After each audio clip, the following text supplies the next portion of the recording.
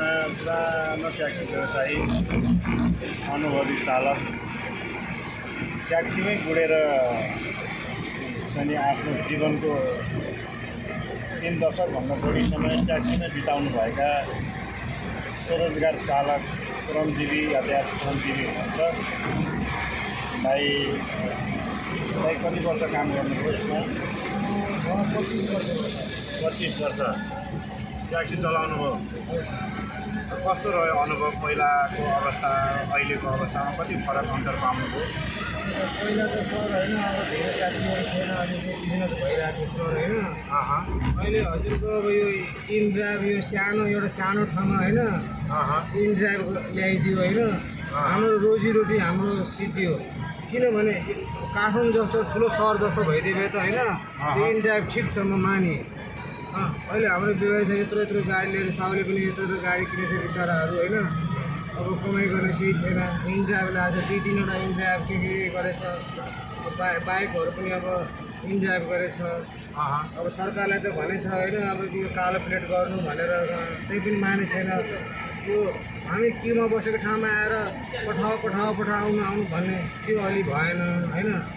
आफ्नो एपमा आउनु होइन। यो अहिले भारतीय पर्यटक सवारीहरूको धेरै ठुलो बिगबिगी छ नि पोखरामा। हजुर सर। यो अहिले यो गर्मी यहाँ अलिक बढी भएको हुनाले भारतीय पर्यटकहरू त्यो गर्मी छल्न पनि नेपालमा केही दिनको बसाइ घुमफिर छिमेकी राष्ट्र भारतबाट आउने गर्छन्। हजुर सर। आजै पनि तपाईँसँग लमजुङसम्मको यो यात्रामा मैले बाटोमा 100भन्दा बढी भारतीय प्लेटका गाडीहरू देखेँ। हजुर सर। प्रायः जसो गाडीहरू त्यहीँको पनि कालो प्लेट होला, तर युपी भनेर लेखेको हुन्छ त्यसमा अल्फाबेट चाहिँ। भारतीय गाडीहरू निर्वाध रूपमा नेपालमा पुगेका छन् अनि नेपाली चाहिँ सवारी साधनहरू थन्किनुपर्ने, उनीहरूको बिगबिगी बढ्दो छ। यो विषयमा तपाईँको मनमा चाहिँ के लागेको छ र के भन्न मन लाग्यो? मैले भन्न खोजेको सर होइन, ठिक छ अब उताबाट जुन गाडी आउँछ नि सर होइन, उताबाट गाडी आए पनि त्यो भन्सारमै स्टप गरिदिने कि होइन। हाम्रो नेपालको गाडी युज गरेर आउने सर। किनभने उहाँलाई पनि धेरै फाइदा हुन्छ इन्डियन गाडी। किनभने उहाँहरू अब सम्म बाटोमा हिँड्ने बानी, यहाँ पहाडी इलाकामा कति दुर्घटना हुन्छ, कति एक्सिडेन्ट हुन्छ, कति भएको पनि छ। त्यो हाम्रो एक्सिडेन्ट पनि हुँदैन होइन। अस्ति भएको त्यो कहिले अब त्यहाँ दाङ तुलसीमा हेर्नु, त्यो एउटा इन्डियन गाडीले डाइरेक्ट मोटरसाइकल हानेर मारिदियो, ठाउँको ठाउँ मारिदियो। उनीहरू बाटो यही बाटोमा पनि कति स्पिड चलाउँछ होइन। उनीहरूलाई एउटा इन्स्टिच्युट जस्तो एउटा सिकाउने। अब ठिक छ प्राइभेट गाडी आए पनि सुस्त आए पनि जाऊ, भाडा गाडीहरू जुन आएछ भने सर तपाईँको रोजीरोटीमा कति फरक परेको छ? धेरै फरक परेको छ, जमिन आसमान फरक पऱ्यो भने नि सर होइन। अब उता गाडी आएर हुँदै घुमाइदिन्छ, हामी त हेरेकै हुन्छ। हाम्रो गाडी थन्केछ त्यतिकै होइन। अब हामी इन्डिया किन जान पाएन सर, त्यो कुरा गर्नु पऱ्यो मेन कुरा। अब उनीहरू गाडी आएर फेरि जहाँ पनि आएर हाम्रो नेपालमा, अब त्यो नेपालमा आएर गाडीमा यहाँ निधारमा लेखेको छैन यो सरिफ मान्छे हो, उग्रवादी हुनुहुन्छ, डाँको हुनु, कति हतियारहरू छिरेछ भित्र, कतिहरू स्मगलर भइरहेछ यहाँ नेपालमा होइन। हाम्रो यहाँ प्रशासनहरूलाई कसैलाई खबर छैन कि उनीहरूलाई पैसाको मतलब चाहिँ खालि होइन। पैसा भन्सार तिरे, हामी त भन्सार तिरेर आएको छु भनेर उनीहरू ढुक्क गरिन्छ सर होइन। तर त्यस्तो होइन सर होइन। एउटा सिस्टम हुनु पऱ्यो कि उता गाडीलाई उही भन्सारमा राखिदिने सर होइन। अनि हाम्रो नेपाल गाडी युज गर्ने उनीहरूलाई पनि राम्रो हुन्छ, किनकि उनीहरू कति उनीहरू ठाउँ हुने पहाडी इलाकामा होइन, कति एक्सिडेन्ट हुन्छ सर, त्यही भन्नु खोजेको सर।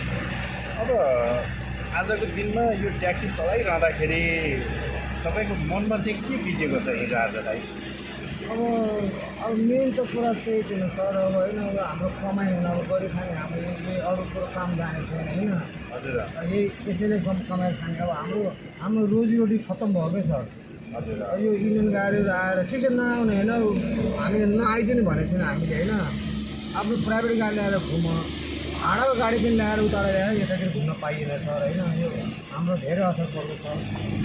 हजुर। यति चाहिँ अब सरकारले यति गरिदियो भने हाम्रो यहाँ हामीले पनि सरकारलाई कतिकति कर तिर्नुपर्छ। हजुर। कति कर तिर्नुपर्छ, रोड पर्मिट तिर्नुपर्छ हामीले सर, नगरपालिकाले तिर्नुपर्छ सर। पार्किङ हामी एडभान्समा दिन्छौँ। अनि पार्किङ पनि अब एयरपोर्टको हाम्रो पोखराको एयरपोर्टै कुरा गर्नु, घन्टाको हजुरको अब कम थोरै भने 60 रुपियाँ लिन्छ, त्यो अलिक भएन सर होइन। अब कहिले हामी पिकअप गर्न आउँदा अरे डिले हुन्छ, 2-3 घन्टै बस्नुपर्छ। त्यो 2-3 घन्टाको पैसा नि अब जोडेर लिइदिन्छ क्या सर होइन। पार्किङ के सर के अब कहिले कहिले मसँग अब तिनीहरू चाहिँ अब भनेपछि तपाईँको अनुभव, तपाईँको बुझाइ अनुसार यातायात क्षेत्र, सार्वजनिक यातायात क्षेत्र तितर भयो। हजुर सर, यसमा राज्यले, यातायात व्यवस्था विभागले हजुर सर, यसलाई नियमन गरेन, यसको कुनै अनुशासन भएन, एकदम लापरवाही भयो क्या, र एकदम धेरै नै छाडा भयो। छाडा भयो सर। यो जसले जे गरे पनि हुने हजुर सर, होइन। अब यो अन्तर्राष्ट्रिय एउटा यातायात मापदण्ड, एउटा नियमन पनि नलगाउने, हजुर सर, अनि यहाँ रोजीरोटी घुम्दैछ। हजुर हाम्रो नेपालको रोजीरोटी र यता एउटा ट्याक्सी बेरोजगार भइरहँदाखेरि ब्याङ्कको फाइनेन्स अलपत्र, आफ्नो दैनिकी, आफ्नो चाहिँ खानपिन, रोजीरोटी, आफ्नो अरू व्यवहार, अरू चाहिँ तिरनतारनदेखि लिएर आफ्नो श्रम पनि प्रभावमा पर्यो। हजुर सर, त्यो हिसाबले गर्दा एकदमै दुःखदायी स्थिति छ। झन्डै 30-32 वर्ष निरन्तर चाहिँ पोखराबाट ट्याक्सी सञ्चालन गरेका स्वरोजगार ट्याक्सी चालक मजदुर हाम्रो दाइको पीडा सुनि नसक्नु छ। वास्तवमा भन्ने हो भने उहाँ जस्तै हजारौँजना चालकहरूको अवस्था पनि यही नै हो। र आजको दिनमा जुन पीडा नियति भोग्नु परेको छ, यो यातायात व्यवस्था विभाग, ट्राफिक कार्यालय, त्यसै गरी आएर यातायात व्यवस्था ऐन र स्वरोजगार सार्वजनिक भाडा सरकार निकायमा पनि यी कुराहरू जाउन् भन्ने शुभेच्छा व्यक्त गर्दै दाइको यो समस्या, जुन यो पीडा छ, यो छिटै नै अहिलेको वर्तमान सरकारले महसुस गरेर नीति निर्माण गर्नेछ, हल गर्नेछ र स्वरोजगार मजदुरहरूलाई आफ्नो सिप इलम र पेसामै आबद्ध भएर रमाएर यही बाध्य वातावरण सिर्जना हुनेछ भन्ने आशा अपेक्षा सहित। दाइको नाम के भन्नुभयो अरे? मेरो राजु महर्जन हो सर। राजु महर्जन ट्याक्सी चालक हाम्रो मुस्ताङ चोक पोखराको दाइ सहित म सुधि सिकारु तालबराई खबरबाट बिदा माग्छु। यो तनहुँ जिल्लाको हाइवेमा हामीले रेकर्ड गरेको भिडियो हो र यसको अरू भाग हेर्न मन लाग्छ भने कृपया लाइक, कमेन्ट अनि सेयरको बटन थिचेर सहयोग गर्नुहोला। अहिलेसम्म भिडियो हेरेर सहयोग गर्ने, सुनिदिनु हुने यहाँको सबैलाई धेरै धेरै धन्यवाद।